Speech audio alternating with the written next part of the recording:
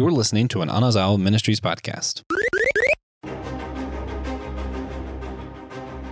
It's quite common in most TV shows that the writers sit down and think to themselves one day, what if these characters celebrated a holiday?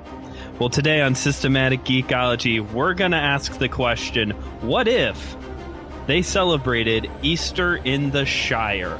Welcome back, everybody, to Systematic Geekology. I'm one of your hosts for today's episode, Brandon Knight.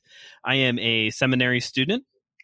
And Josh, I'm actually kind of happy that you're hosting with me because I feel like if Joe was here and I told him what I've been geeking out on lately, he would totally judge me. So I'm really anticipating a text from him when this episode comes out because lately I'm a big fan of Billie Eilish. I like her music. And I watched on Disney Plus, they have Happier Than Ever, a love letter to Los Angeles, and also a making of special as well. She plays the entire Happier Than Ever soundtrack at the Hollywood Bowl with the Los Angeles Philharmonic and the Children's Choir. It's really good.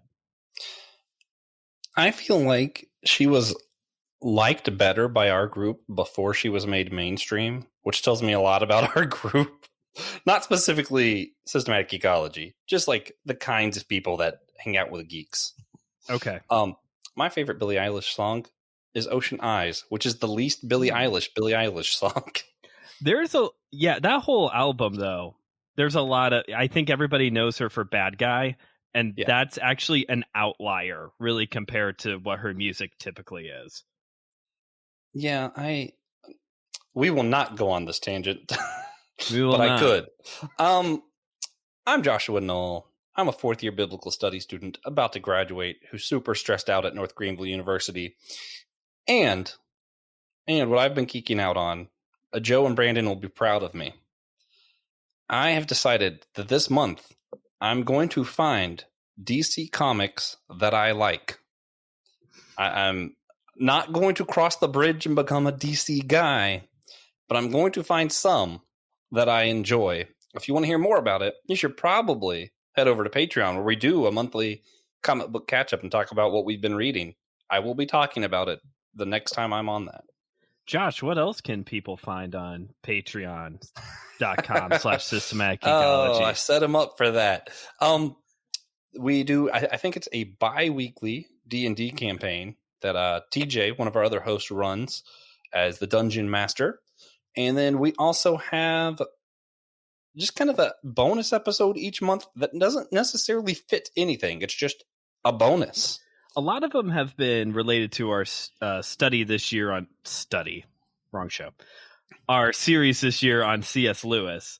We've done a lot of bonus C.S. Lewis episodes. Yes. And I believe this month, and by believe, I mean I am on an episode with Joe. We're going to be reviewing the Disney Lion, the Witch, and the Wardrobe film. So that will be available to Patreons this month. Yeah. We get it a little bit easier this year, where it's all going to be C.S. Lewis. I don't know what that third bonus is going to be next year, but I do know that if you're subscribed for like as little as $1 a month, you could probably find out come next year. It's that easy. Well, hey, let's dive into today's topic. Again, we're going to be talking about what if they celebrated Easter in the Shire, and we got the two Lord of the Rings guys together to talk about this.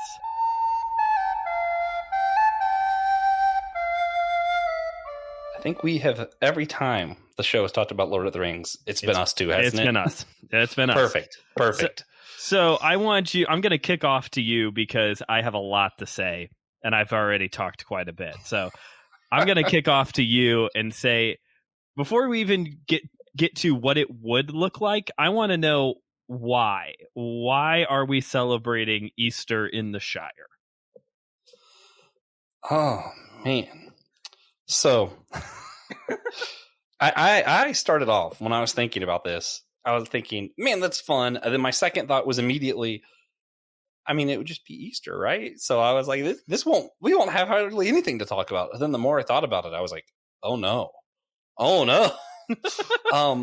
I will say, if I had to guess why we're celebrating Easter, see, it's difficult. Jesus has not yet come around in Middle Earth. So they're not celebrating Easter the way that we know of it. But to quote the doctor, sometimes things are just timey-wimey, wibbly-wobbly, you know? Yeah. So at some point, I forget where exactly it is, but in one of the books, a character does mention, in order for Morgoth to truly be defeated, Morgoth being the evil deity of Lord of the Rings lore, there would basically have to be one of Eru, who is the high god, who is, God, who would come and have to basically make the ultimate sacrifice to defeat him. So there seems to be, even though that was a passing line, that wasn't a major part of any of the stories or anything, there seems to still be an acknowledgement that that does need to happen. Okay. So much like if we look at Judaism, there are a lot of holidays that aren't Easter, but are pretty darn close, because all stories in some way, to loosely reference C.S. Lewis, will point back to the cross. We have the whole Passover. Yes. There is Passover. I would argue Yom Kippur is also a big one that kind of points to that. But that would be a whole discussion. That might have to be on the whole church podcast. Yeah. So for you, why we're celebrating Easter in Middle Earth, or in the Shire specifically, there's some type of looking forward to what is to come type of an idea. Yeah, I'm thinking that something was revealed. They realized this is Eru's plan, and they're celebrating that. In fact, Eru does have a plan. Interesting. Okay. Yeah. Okay, what about you? Why are they celebrating Easter? Okay, buckle up. Oh, man. So I'm going to say something that is not a popular opinion, that even among some of our hosts, this is not a typical opinion among hosts. So just remember that all the views expressed on this show are various, because there's a lot of us on here. The Lord of the Rings is not about Jesus, is not about the atomic bomb, is not about the LGBTQ plus community, is not about mental health, and it's definitely not about you trying to fulfill your wanderlust. You can read these books and watch these movies and get a glimpse of all of those. But ultimately, The Lord of the Rings is about the industrialization is evil and destroying us. That is what The Lord of the Rings is about. It is about industrialization is destroying everything, and it is a bad thing. At the same time, coincidentally, I've been reading some of Tolkien's bestie, C.S. Lewis, Abolition of Man and Men Without Chests. I was reading those lectures recently, which are all about how, as a society, we have conquered nature, and now we're trying to find something else to conquer. And the best we can come up with is ourselves. We are destroying ourselves through improper use of language and skewed ethics and morals. So we are just destroying ourselves left and right, whether it's a bad use of ethics and morals, improper use of language, or the continued industrialization and advancement in technology, which leads us to Christians having to decide, what do we do with technology? Do we become Amish and we push all of the technology advances aside and label it all as evil? Do we embrace it all? Do we embrace it all? Right. Do we embrace it all? And, what does Tolkien know? He never had to use an iPhone. What does he know? Or do we try to exercise some form of proper stewardship? And really, if you want a perspective on that, you should go back and listen to Pastor Will's interview with Josh, a different guy named Josh. I can't remember his last name, but he wrote a book on the theology of robots and AI. And it was a recent episode. You should go back and check it out. It was very interesting, just for a perspective on that.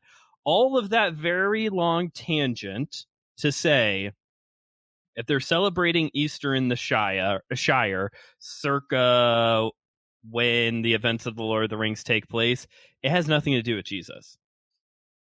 If anything, and I don't mean this derogatorily, it's a pagan celebration. It's a celebration of the spring has come. The rain season has come. You know what I mean? Yeah. I would do a yes and. Yes, and okay. A lot of confusion, in my opinion, comes up in this thing because there was a pagan holiday, and we do pull some from that. But a lot of the stuff that, because of that, you have these people who take that idea too far and go, well, the eggs were also pagan, and this was pagan, and that was pagan. Sure. And, well, the eggs were actually thought up by a Lutheran guy. That wasn't a pagan thing. And a lot of the stuff, I'm like, listen, guys, do your research. On both sides, there are pagan roots in it. There are also a lot of things that people think are pagan that were not, including the bunny. I think the bunny was actually both. I think it was a pagan idea, and then they lost it, and then someone brought it up not related to that. There's a weird history behind the Easter bunny. Sure. I mean, and I can speak to this. I've had people at church. We've all been there. You're listening to this. We've all been there. It's Easter Sunday, and you say Happy Easter to someone at church, and what do they respond with? Happy Resurrection Sunday. Oh, right. I forgot. You're so much holier than I am. My bad. But yeah, no, and like I said, I don't mean that in a derogatory way. What I'm trying to get at here is that either it would be like what you're saying of there is an understanding of there is something more to come, or it's just merely a holiday to celebrate the change of the seasons.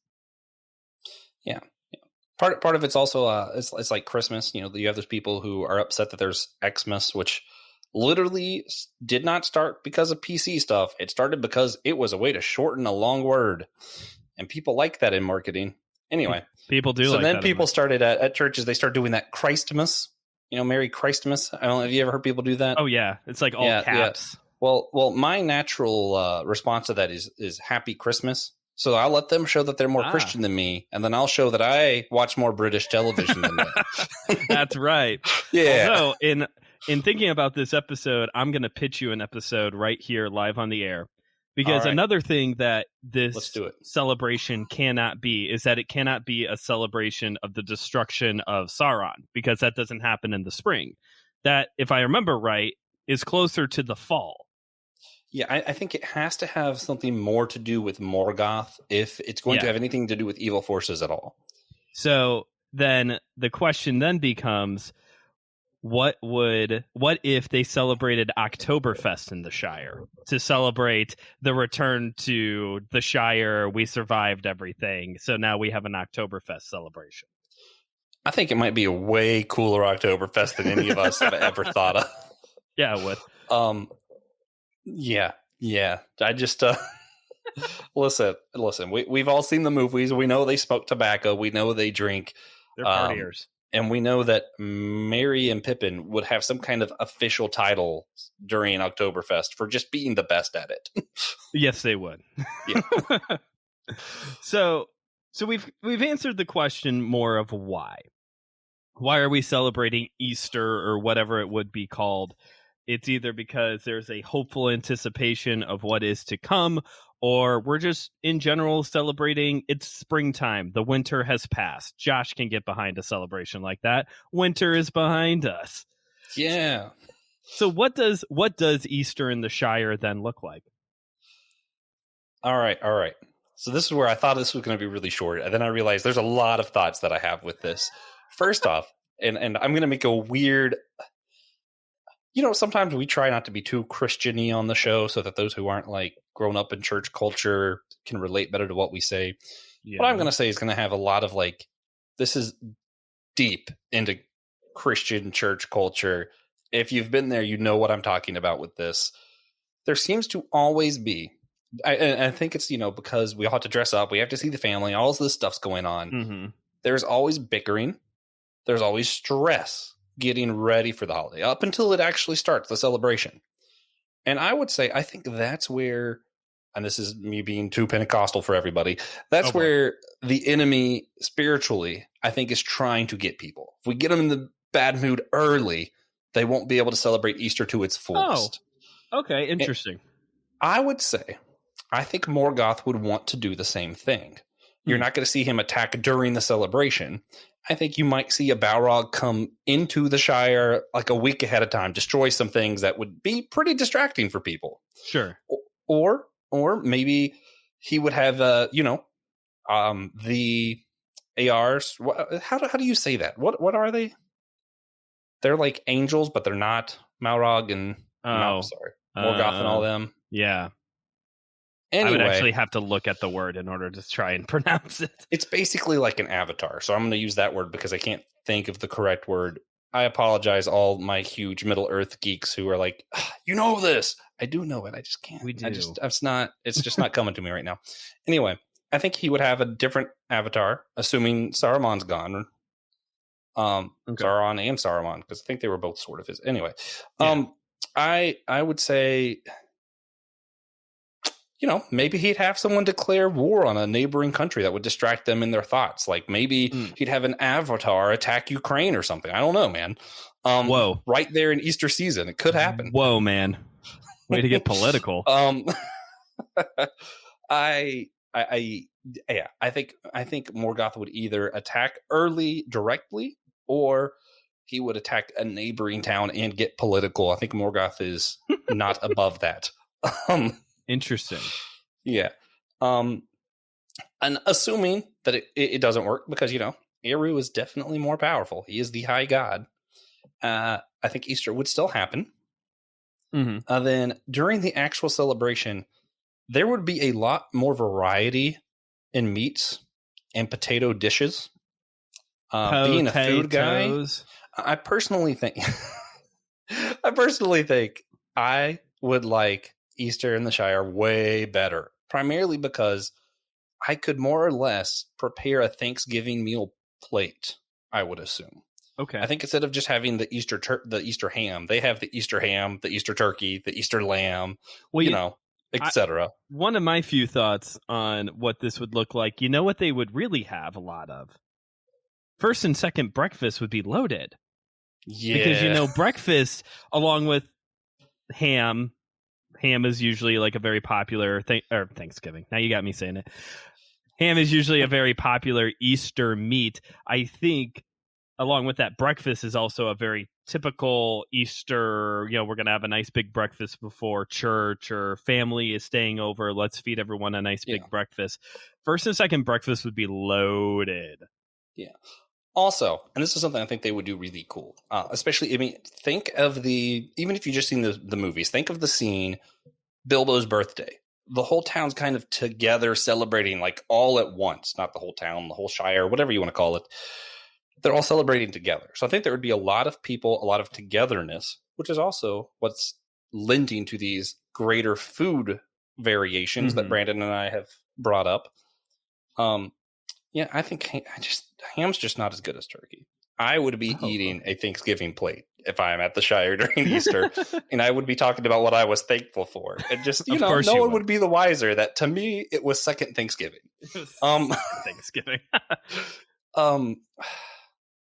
Yeah. And obviously there would be fireworks because Gandalf.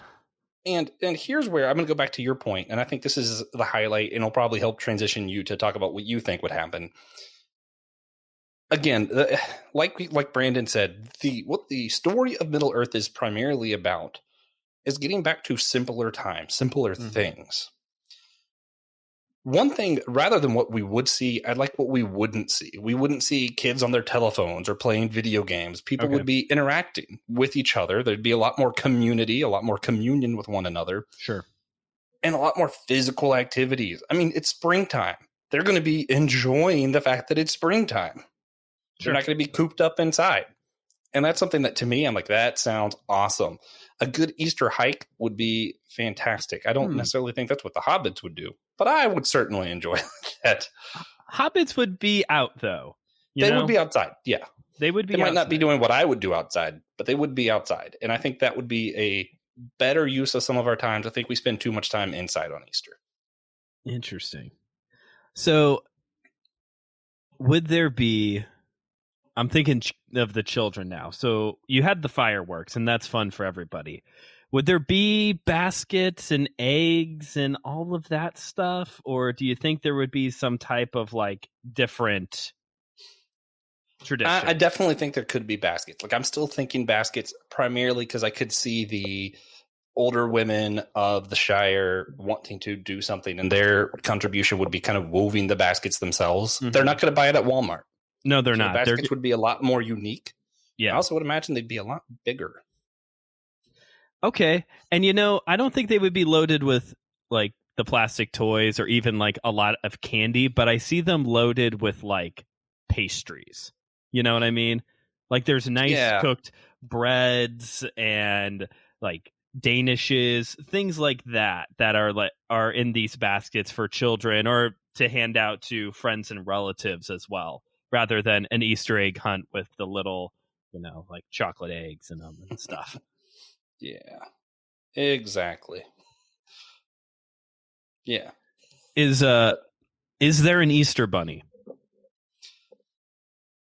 Are there bunnies in the Shire? I mean, not in the Shire, but when they're on the road, remember they do have a bunny. Yeah, that's and right. Smeagol just snaps it and eats it. I don't know, for some reason, I feel like it would be something else. Like, I still think they would have something that was like the symbol of fertility or the symbol of springtime.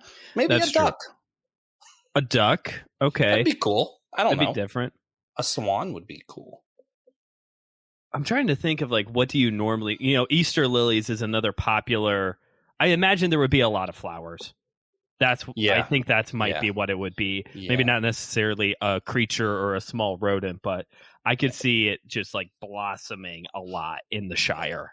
If you look up Washington, D.C. Cherry Blossom Festival, I feel like you'd see a lot of similar like colors and like, obviously they wouldn't be in a city, but when I'm thinking of like the flowering that you're talking about, I'm like, okay, sure. That's what I'm like. My first picture was that. It's also beautiful. If you ever get the chance, people should totally check that out. It's a fun time. I've never been there for Cherry Blossom Festival. You should. We'll all meet up there. It'll be the first big SG event. Outside of the Capitol. Yeah. Trying to come up with some pun. It'll come to me later in the stream. We're recording this. All right. So, Brandon, break it down for me. Okay. Top to bottom, what does Easter Day look like in the Shire? Easter Day? Well, that's interesting because, like we said, since this isn't a Jesus-related holiday, and I don't know, at least not to the best of my knowledge, we don't have any churches or gathering places of worship. You know what I'm saying? The point I'm getting here is that I don't think they go to church or to a gathering place of worship. It may not even take place on a Sunday. It may be on whatever is the technical first day of spring in the Shire. Yeah. Or just, the prettiest day of spring. The nicest day. Whatever day Bilbo decides. Whatever day he feels like he's the oldest. Listen, we're just waiting for Gandalf to come in town. And when he does, we assume there's a party. I mean, maybe that's how it would work. Like, seriously, maybe when Gandalf shows up, because a wizard is never late, when he shows up, we know, okay, it's time to get ready for the spring festival. And it probably starts early in the day because you got to bake all that stuff. Those baskets we were talking about, they got to put the baskets together and bake all of those dishes. Yeah. The Tooks and the Brandy Bucks are getting all together, having their... I'm imagining like a hearty Irish breakfast. That's what I'm thinking. Like blood sausage and definitely all that like real heavy breakfast foods at the homes. You spend it with like your knit community, the Brandy Books, the Tooks, the Baggins. They're all together in their knit like household communities. And then the big celebration, kind of like what we see at Bilbo's birthday party in the Fellowship of the Ring. That's going to be a nighttime thing. I can see that as the sun is going down, the rest of the Shire kind of descends on this one space to watch Gandalf shoot off the fireworks, have the big dinner. There's beverages for everybody's. What? The one tall guy named Joshua was walking through making a Thanksgiving plate. Hello. Who wants cranberry sauce? Oh, man. Okay. All right. Here's one. Okay. And I think I'm going to be disappointed by the answer here. Okay. Would they color eggs and hide them? Would that be a part of the festivities? Color eggs and hide them. Because the picture of the Shire with hidden like Easter eggs and just like those kind of colors is super pretty to me. Okay. Well, there's definitely not plastic eggs. Yeah, that's for sure. Yeah. So then my concern is they might be unwilling to hide real eggs because they would rot if no one found them. True. That's true. I don't see hobbits wasting food. That don't Yeah, make it's not sense. happening. That's not going to I happen. don't think it's going to happen, but man, I wish it would. I think the painting part could happen, though. Again, like another children activity. Yeah, maybe painted eggs are in the baskets. They're not hidden, okay, but they could be there. Sure. Yeah. Like you, as a family, you paint the eggs and then you put them in baskets to give to other people. So you're giving art to somebody and you're getting someone else's painted egg in return. That's a super cool idea. Yeah. Whenever we move to the Shire, we're going to start that. We're going to start that. This is the silliest, most serious conversation I've ever had in my life. Yeah, somehow it is both. And I think that's fitting for the topic. It is. It is fitting. Is there some type of, looking at it from the hopeful expectation, do you think there is some type of telling of, like I said, there's probably not like a gathering place for worship, but are we maybe getting together as families in the morning, or, the heads of families there at the dinner party in the evening are sharing stories of what is to come, or Bilbo's telling stories of his adventures? You know what I mean? Yeah, this is a really odd specific thing. I first off, I do think they would have story time. Okay. When you look at communities that are less, focused around gathering around a TV, typically what happens is there's story times more often, where there's someone who is an elegant speaker who will tell stories. And I think it would largely have to do with what the future would be like concerning this hopeful eventually demise of Morgoth kind of deal. Mm-hmm.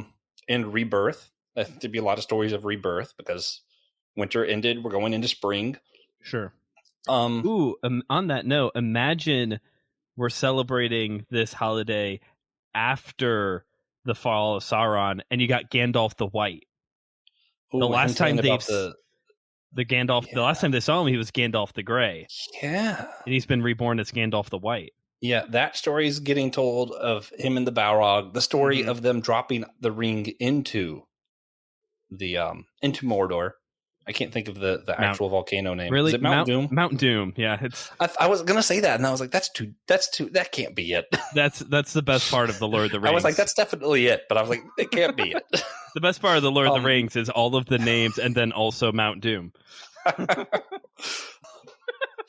Oh man! But yeah, I think that story's going around as well as of the destruction of the ring. Okay, here's an idea, and tell me if this sounds too much like technology to you, or if this sounds like it's possible. Either at the beginning or end of the day, they kind of have like a small hot air balloon kind of situation. I'm thinking of specifically.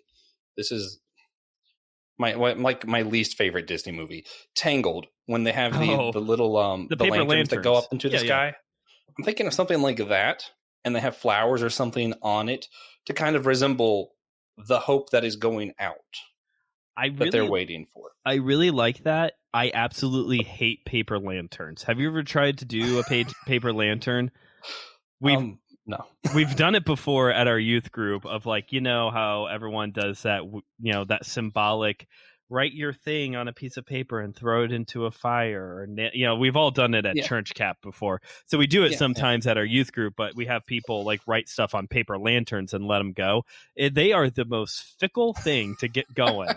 But I do like your idea of like, these are like very beautifully decorated paper lanterns. And once they all do finally get going, it is really cool to look at with this hopeful expectation. That's interesting. Like you're sending your expectations off, your hopes are going off into the future type of thing. That's kind of cool. Yeah. Speaking of Tangled, this is just a really random, dumb fact. It was my least favorite Disney movie. I'm not sure if it's still my least favorite. I can't get into it. There's no real specific reason. It's not like it's a bad story. It's a great story. The songs should be good. There's no reason why I don't get into them. I just cannot get into it.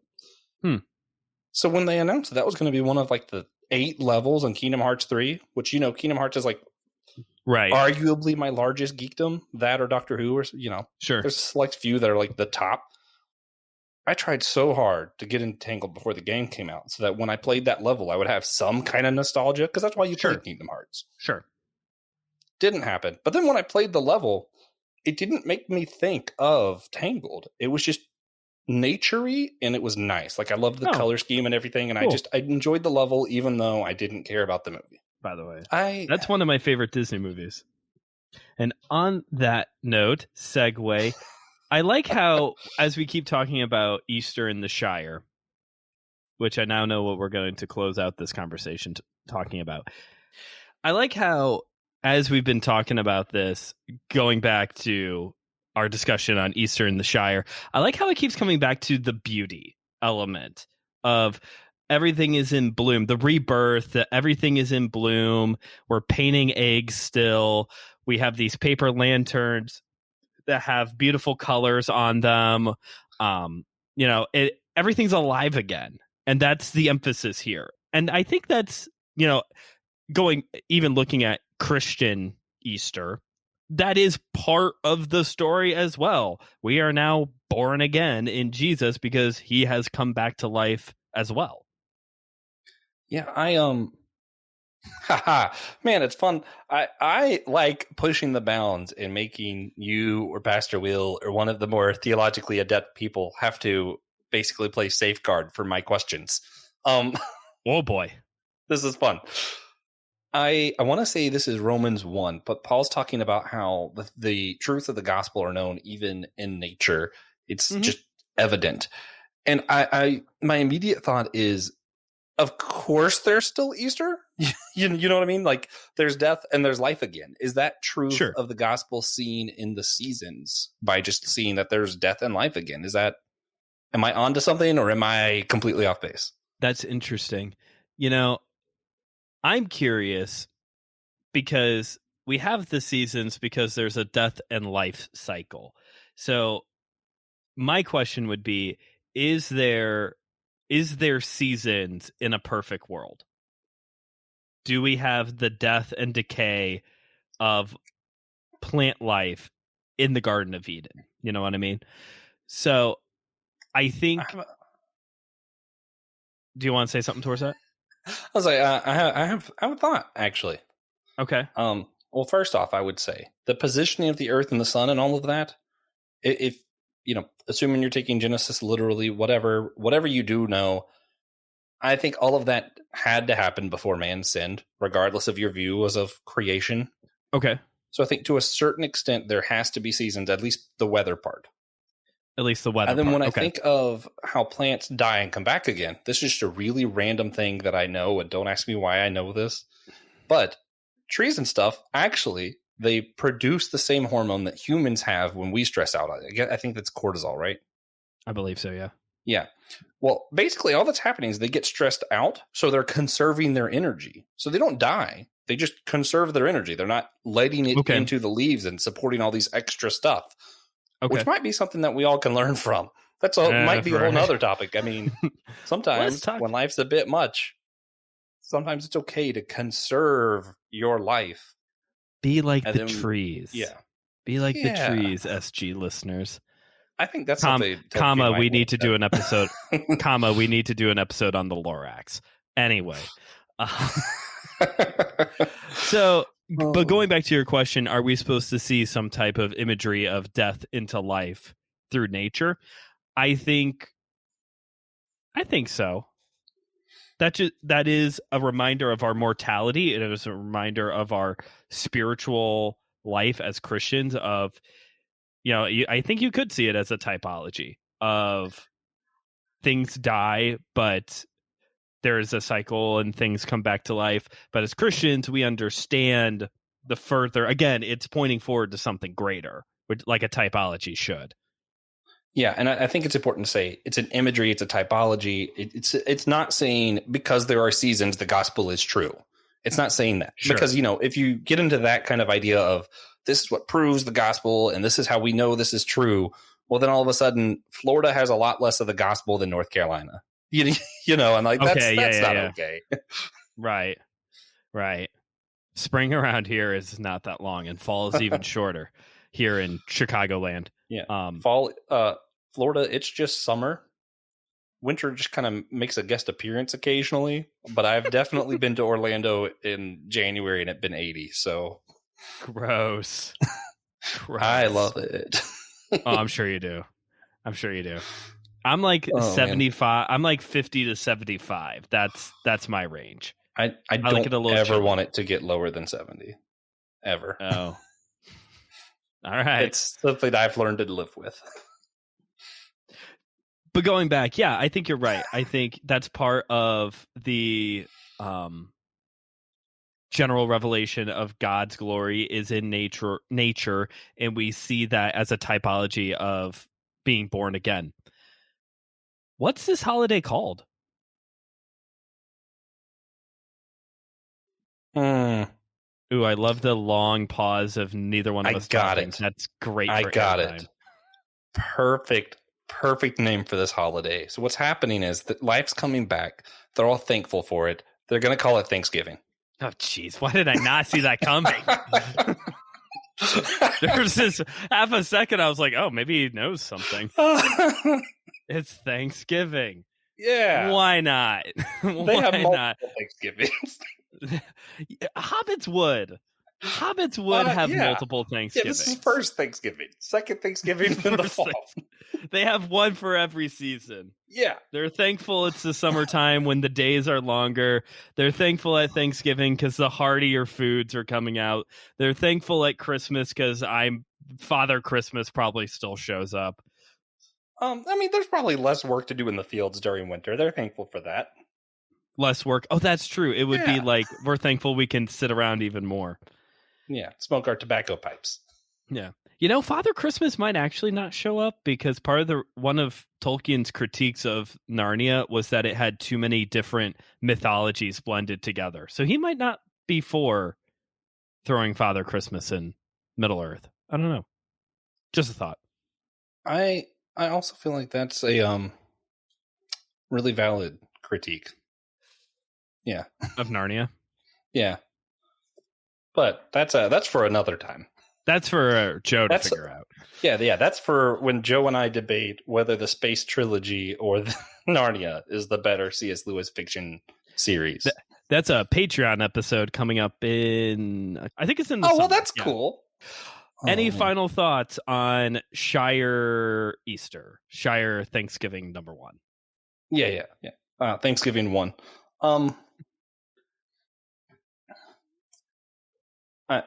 Here's my thought, and this is both a critique of our Easter as well as a celebration of their Thanksgiving. Okay. I hear, and I think this is like stereotypical, Easter in America amongst middle class, the majority of U.S. Americans. You wake up in the morning, you have breakfast, you go to church because you have to.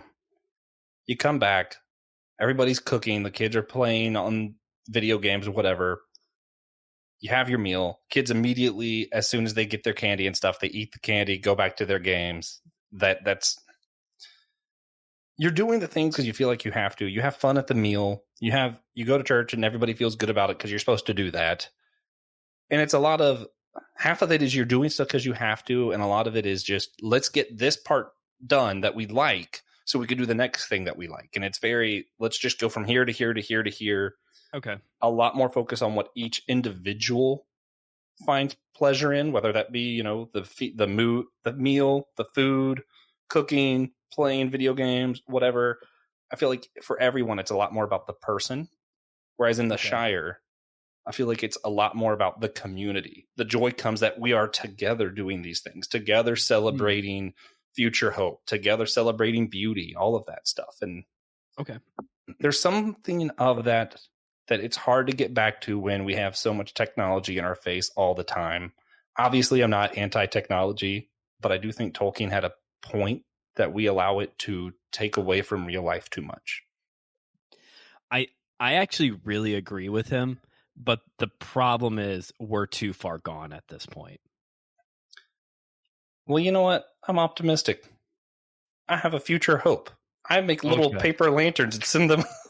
Woo! I don't, but I could. They're really difficult, so I would recommend a different hobby.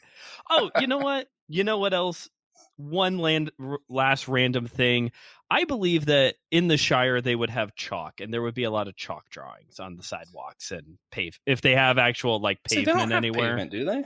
I don't remember, but there would I be don't something like that, something for the children to Yeah. do outside to run around and play. Maybe it's just And a add giant more game colors. of tag.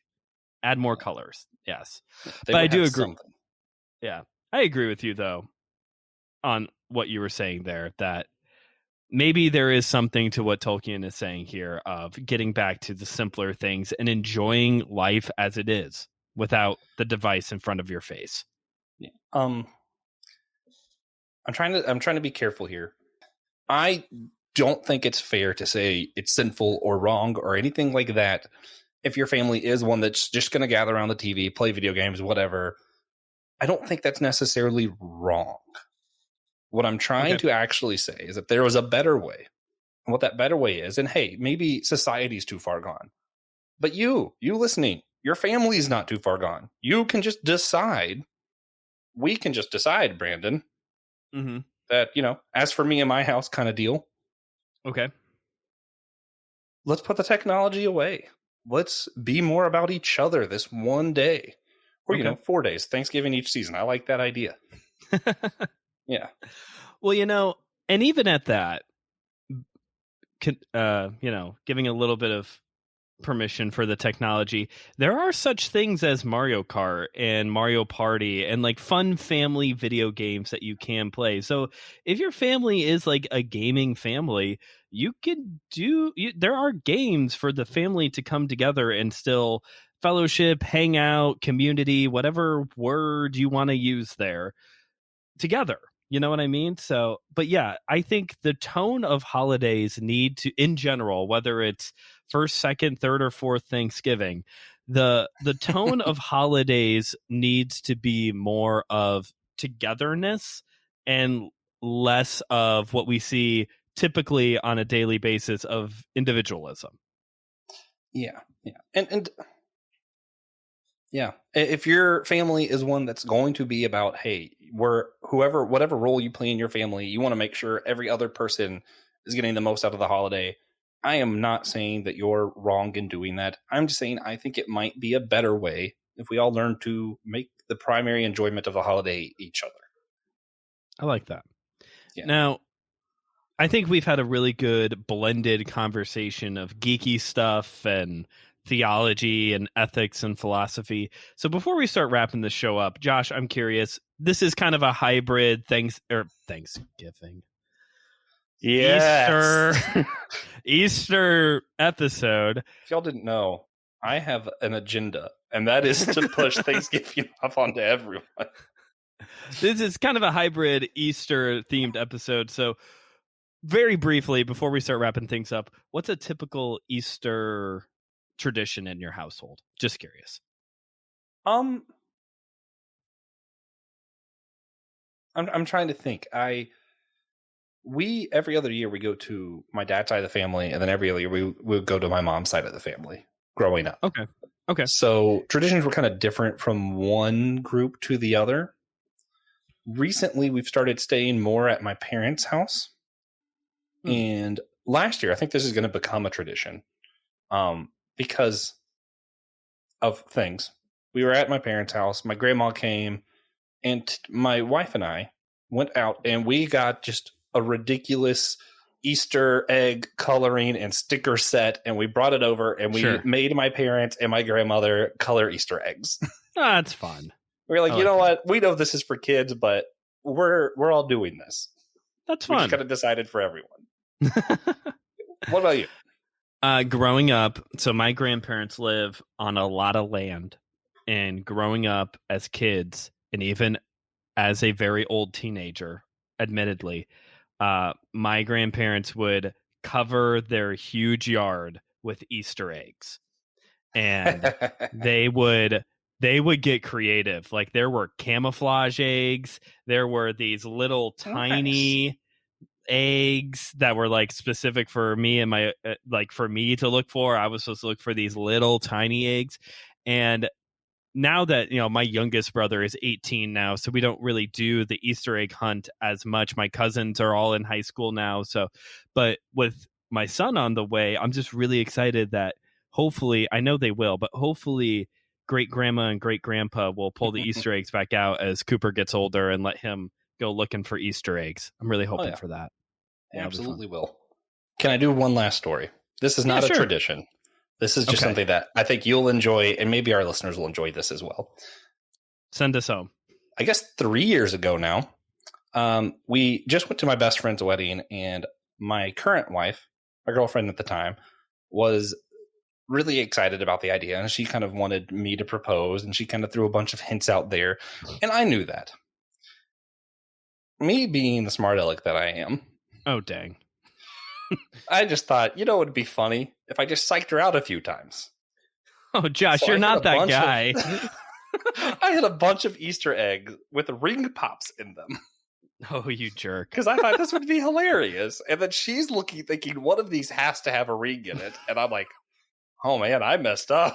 Oh no. Now, mind you, I did propose like a week or two after that. Okay. And I had like 3 or 4 different psych out events I was going to do. And then after this one, I realized this is not okay. So that was the only one that I actually did. And on that note, let's start wrapping this show up. I do still get her ring pops almost every holiday, though. So I guess that's a tradition. That's cool. That's cool. Yeah, she doesn't like ring pops, really, though. But she gets them anyway. Purely for your enjoyment. Yeah. Great. I think she enjoys the fact that she gets them. She's just not going to eat them. So, is there anything you would like to recommend to our audience today other than giving people ring pops? Yeah. And celebrating Thanksgiving 4 times a year. This is more serious than my usual recommendations on this show, but I recently discovered it is Bower Lodge Poems by Paul Pastor.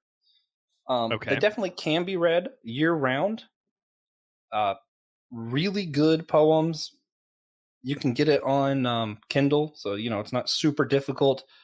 When I was going through the reading, how it's like a sample on Amazon? Mm-hmm. I was trying to pull this up so I can read it to you. Yeah. Okay. Anyway, when I was going through it, it's what's really interesting is the poems are both basically broken up into 3 parts. So there's the Good Friday poems, the Holy Saturday poems, and then Easter Sunday poems. Oh, interesting. If you didn't know it was split up that way, you would still read this like every day. You could just read a poem and it would be fine. Like they're not explicitly Christian, but they are Christian, if that makes sense. Okay. Anyway, so when I was reading through the sample readings, this is what sold me. This line is where I was like, yeah, I got to get this. From Creek, the cheers of ribald frogs, who also have their prophets. And I found that one line so intriguing that I had to get this, and I did not regret it. So, cool. Yeah, that's my recommendation. Text me that. It's good stuff. Yeah, text me the name of that book. I'll have to look into that. I like that a lot. Great, actually. Nice.